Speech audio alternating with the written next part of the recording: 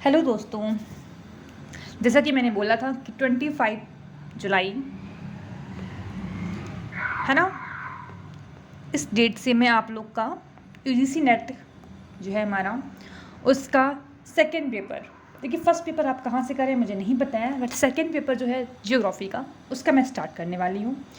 Complete syllabus होगा और आज की इस वीडियो में मैं आपको कंप्लीट डिटेल दूंगी कि मैं किस तरीके से आगे जो हमारे वीडियोज़ आएंगे वो किस तरीके से फॉरवर्डेड होंगे। ठीक है, अगर आपको जो चीज़ें हैं हेल्पफुल लगी आज तो ये वीडियो ऐसा कुछ पढ़ाने वाला आएगा नहीं, कल से ये वीडियो आपका हो जाएगा। एक्चुअली वीडियो तो रिकॉर्ड हो गया है पर थोड़ा सा एडिटिंग मुझे और ज़्यादा अच्छे से सीखना है ना, तो उसके बाद फिर ये वीडियो अपलोड कर दूँगी मैं। मतलब कल 26 जुलाई से आपका जो सिलेबस का वीडियो है वो आ जाएगा। आज के लिए हम लोग जैसे होता है ना, स्टार्ट करने से पहले एक कंफर्म होना चाहिए कि ना क्या क्या पढ़ाया जाएगा और किस तरीके से कहाँ से मैं कवर करूँगी। ठीक है, डन। तो यहाँ पर जैसे कि मैं थोड़ा सा लोगों के बारे में बात कर लेते हैं। सबसे पहले इम्पॉर्टेंट है कि भैया जो एनसीईआरटी है 11th की ही मानिए, ठीक है, उसको रट डालिए। 12th की भी, जैसे हम लोग पॉपुलेशन वगैरह पढ़ते हैं तो 12th की में बहुत सारा काम आता है, बहुत सारी चीज़ें हैं, भी समझाएंगे सारा। ठीक है, तो सबसे मस्ट है कि आप 11th की जो एनसीईआरटी उसको बार बार पढ़िए, बार बार पढ़िए। ठीक है, अगर आपको समझ में आ रही है, क्योंकि बहुत सारे क्वेश्चन वहीं से रिपीट होते हैं। आप लैंड फॉर्म वाला चैप्टर देखिए ज़रा, जिसमें लैंड फॉर्म बताते हैं, चाहे वो तुम्हारा विंड से बनने वाला जो है लैंड फॉर्म हो गए, या फिर रिवर से इरोजन से बन रहे हैं वो हो गए है ना, या फिर आपकी बात करें ग्लेशियर से बन रहे हैं, 80% कवर करता है। जब 80% वहीं कवर करता है, उसके क्वेश्चन वहीं से सॉल्व हो रहे हैं, तो फिर ये इतनी मोटी किताबें पलटने का क्या ही मतलब है कि नहीं। मैं ये नहीं बोल रही हूँ यहाँ पर कि आपको किताबें नहीं पलटनी, किताबें तो पलटनी भाई, जितना आप पढ़ेंगे उतना ही आपके अंदर नॉलेज गेन होगी, है ना। लेकिन सबसे इम्पोर्टेंट एक चीज़ और है कि आप 11th आपको बेसिक पता हो, आपको बेसिक पता नहीं होता और आप चलते हैं एडवांस पढ़ने के लिए। मेन प्रॉब्लम यही कर जाता है। अभी जैसे मैं अगर आपको रिवर का जो चीज़ें वो ना बताऊं और मैं अच्छा खासा उसमें से बस बता दूं कि ये लैंडफॉर्म बन गया, तो नहीं समझ में आएगा, आप उसको रट्टा मारेंगे बैठ के, है ना। तो वही चीज़ें आप पहले बेसिक थोड़ा सा और अपना साथ में कर लीजिए। बाकी जो ये आज मैं सीरीज़ लेके आ रही हूँ यूजीसी नेट के लिए, ये सीरीज़ कंटिन्यू रहेगी और इसकी क्या क्या वो रहेगा वो मैं आज इसमें डिस्कस कर लेती हूँ। ठीक है, फर्स्ट ऑफ ऑल हम लोग जो है सिलेबस को डिस्कस कर लेते हैं। सिलेबस में अगर हम लोग बात करें जियोग्राफी के तो 10 यूनिट आते हैं।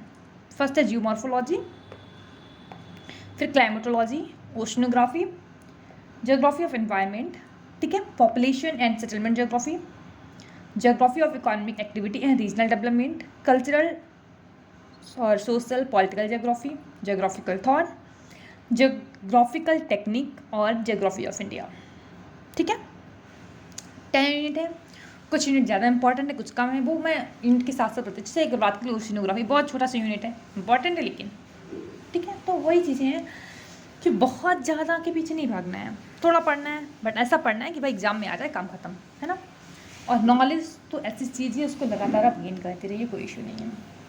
तो जो लोग को ये इशू रहता है ना कि भाई मुझे समझ में नहीं आता है, मुझे मेरे कॉन्सेप्ट क्लियर नहीं, तो पहले एनसीईआरटी उठाइए।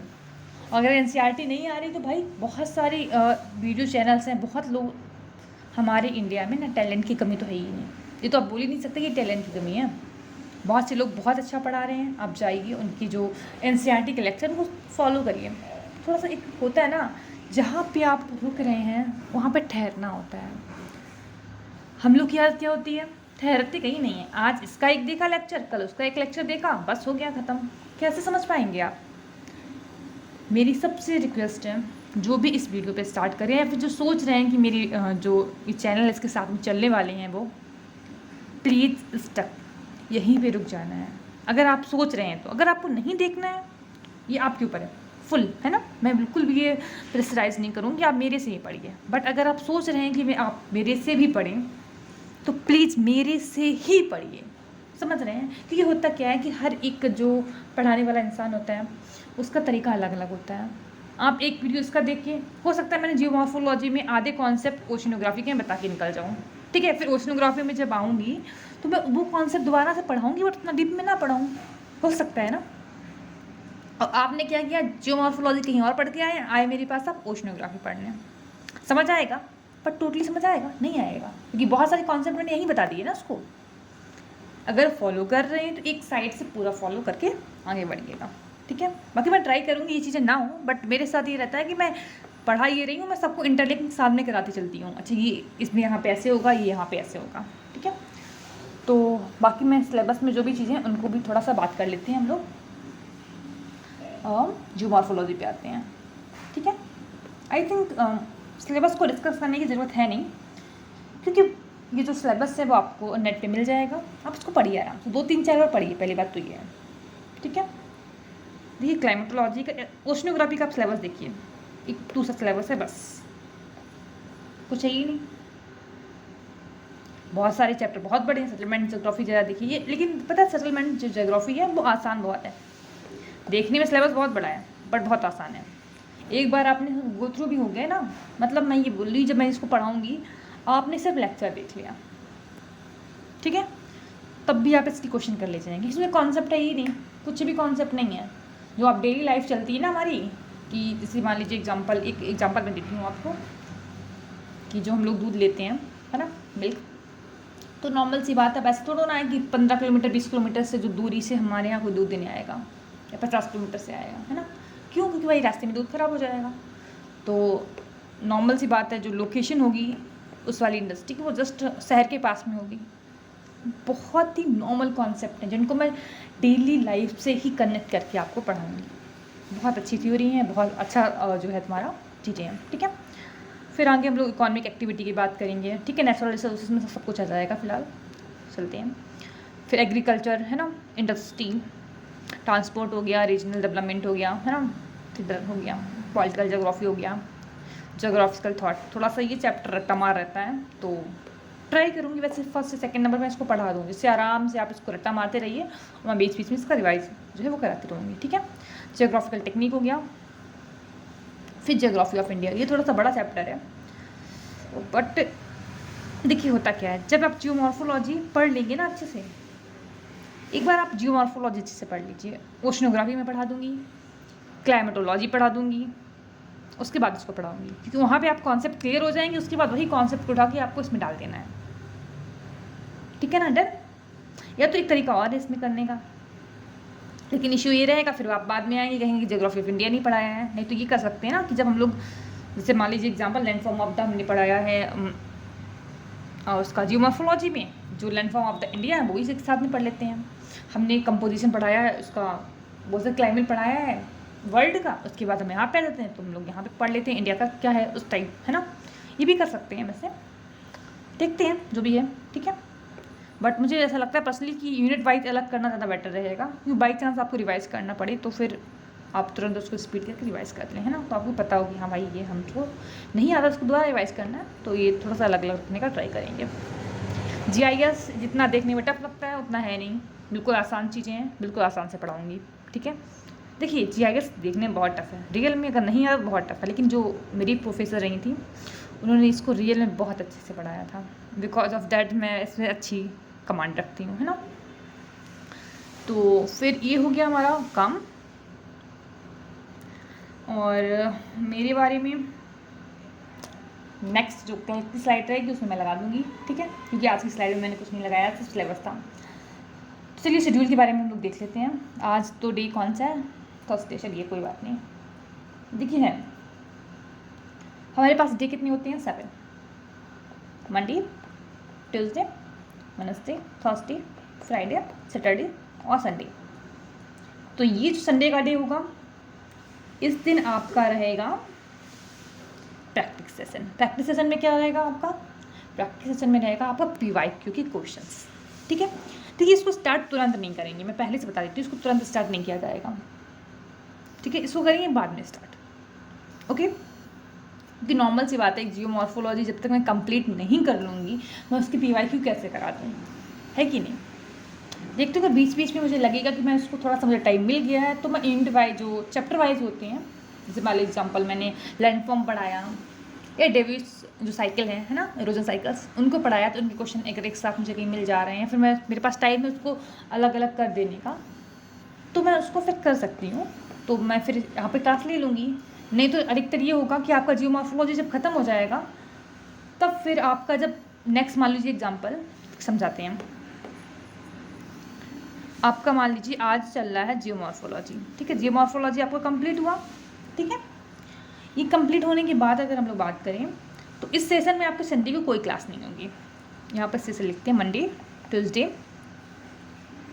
वेडनेसडे, थर्सडे, फ्राइडे, सैटरडे, ये 6 डे आपकी क्लास रहेगी। 6 डे में बताते हैं, मंडे रहेगी आपकी, ट्यूसडे, फ्राइडे को क्लास रहेगी, ठीक है। देन ये क्लास जो रहेंगी वो हमेशा थ्योरी वाली क्लासेस रहेंगी। कौन सी क्लासेस रहेंगी? थ्योरी क्लासेस, ठीक है। तो आगे की अगर हम लोग बात करें, लगभग जितना भी टाइम तक आपका जियोमॉर्फोलॉजी चलेगा तब तक आपकी संडे को कोई क्लास नहीं होगी, ठीक है। इस दिन मैं ट्राई करूँगी कि मैं अपना जितना भी जो बैकलॉग है वो कंप्लीट करती रहूँ, है ना। आपके लिए जो स्लाइड्स बनानी होगी वो अपना कंप्लीट कर लो। बाकी आपकी 3 दिन क्लास रहेंगी, ठीक है, मंडे, वेडनेसडे और फ्राइडे को। जैसे ही जियोमॉर्फोलॉजी ख़त्म होगा, अब देखिए जियोमॉर्फोलॉजी आपने मेरे से पढ़ लिया, ठीक है। अब ये तो है नहीं पढ़ के रह गया है बस हो गया ख़त्म, नहीं, उसको रिवाइज करना है। अब जब हम लोग क्लाइमेटोलॉजी पढ़ेंगे ना, तब संडे को, जो उसके बीच में संडे पड़ेगा उस टाइम में, उस संडे में मैं जियोमॉर्फोलॉजी के MCQ करवाऊंगी। MCQ कौन से होंगे? पहले मैं कराऊंगी PYQ ख़त्म हो जाएंगे, उसके बाद में MCQ चलाऊंगी, ठीक है।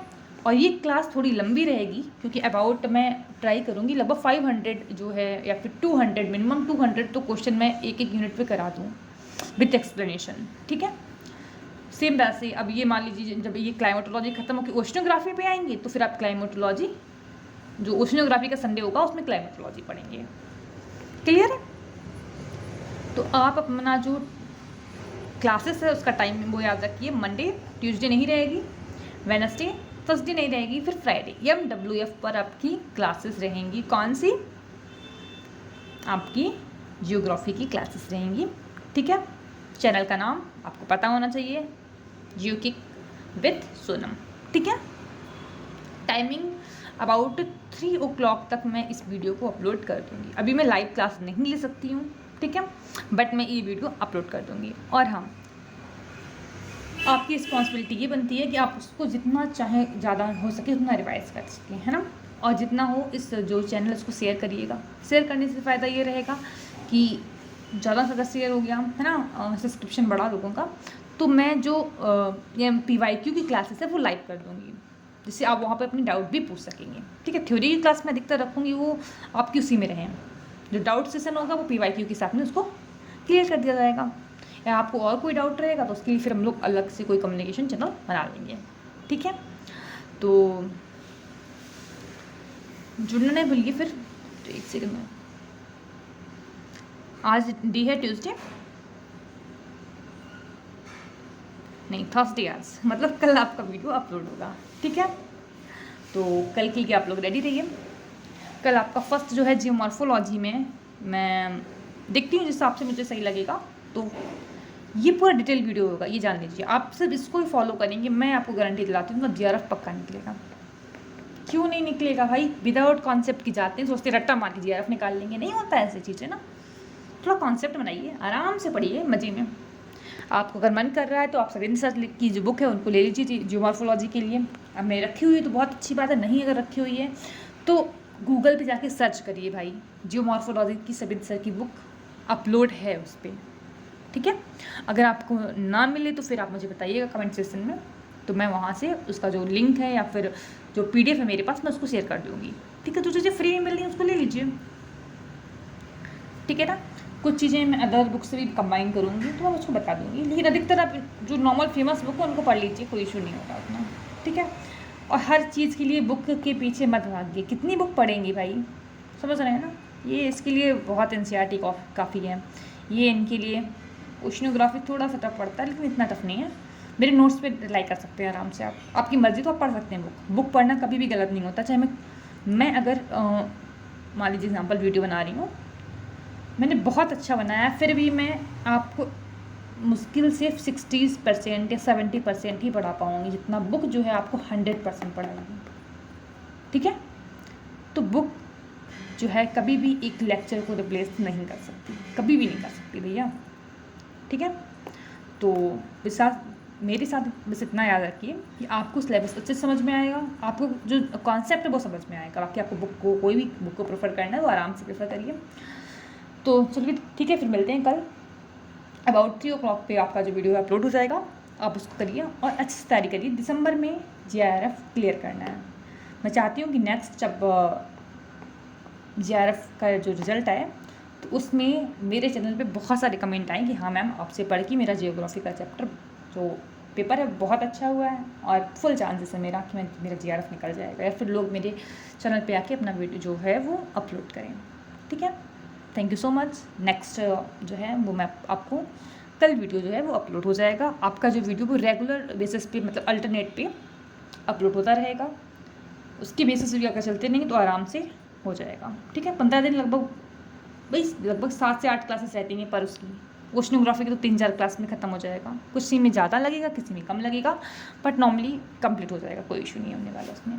चलिए ठीक है, थैंक यू सो मच। अपना ध्यान रखिए, अपने घर वालों का ध्यान रखिए। ठीक है, और सबसे मेन इम्पॉर्टेंट चीज़ है मोटिवेटेड रहिए। ठीक है, ये वो बहुत ज़रूरी है। Thank you so much.